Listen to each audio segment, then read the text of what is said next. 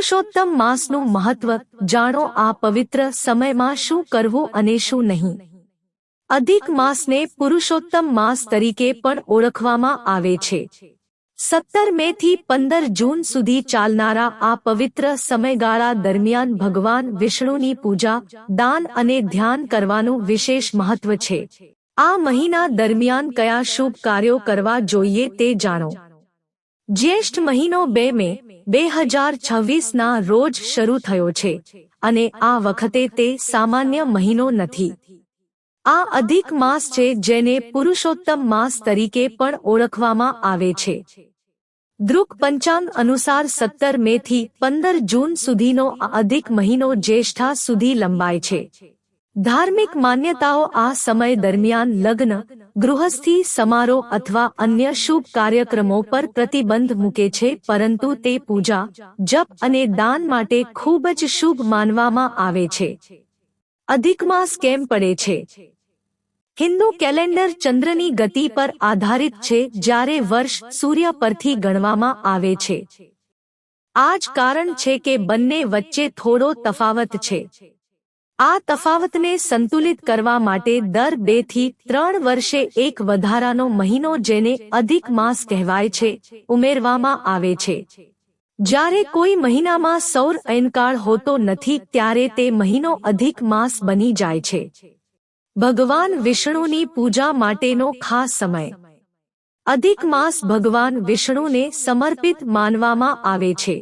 આ સમયગાળા દરમિયાન તેમના નામનું દૈનિક સ્મરણ, વિષ્ણુ સહસ્ત્રનામનું પાઠ અને પૂજા કરવાથી વિશેષ લાભ મળે છે।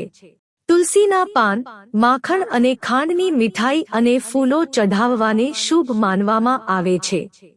ધાર્મિક ગ્રંથો વાંચો। આ સમય દરમિયાન શ્રીમદ ભાગવત પુરાણ, વિષ્ણુ પુરાણ અને રામાયણનો પાઠ કરવો અથવા સાંભળવો ખૂબ જ ફાયદાકારક છે।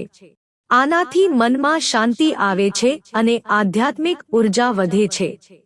સ્નાન અને શુદ્ધિકરણનું મહત્વ। જો શક્ય હોય તો ગંગા, યમુના અથવા અન્ય પવિત્ર નદીઓમાં સ્નાન કરો। જો બહાર જવું શક્ય ન હોય તો તમે ઘરે ગંગાના પાણીમાં ભેળવીને સ્નાન કરી શકો છો। આ પણ પવિત્ર અને ફાયદાકારક માનવામાં આવે છે। ભગવાન શિવની પૂજા પણ ફાયદાકારક છે। અધિક માસ દરમિયાન ભગવાન શિવની પૂજા કરવાથી પણ વિશેષ લાભ મળે છે।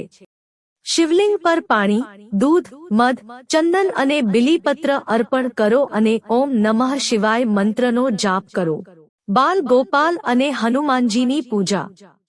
ઘરે બાલ ગોપાલની પૂજા કરો અને તેમને માખણ અને મિશ્રી અર્પણ કરો। ઉપરાંત હનુમાનની પૂજા, હનુમાન ચાલીસા અને સુંદરકાંડનો પાઠ કરવાથી હિંમત અને સકારાત્મક ઉર્જા મળે છે। દાન અને સેવા કરો। આ મહિના દરમિયાન જરૂરિયાતમંદોને ભોજન કરાવવું, કપડાં, અનાજ અથવા પૈસાનું દાન કરવું ખૂબ જ શુભ માનવામાં આવે છે।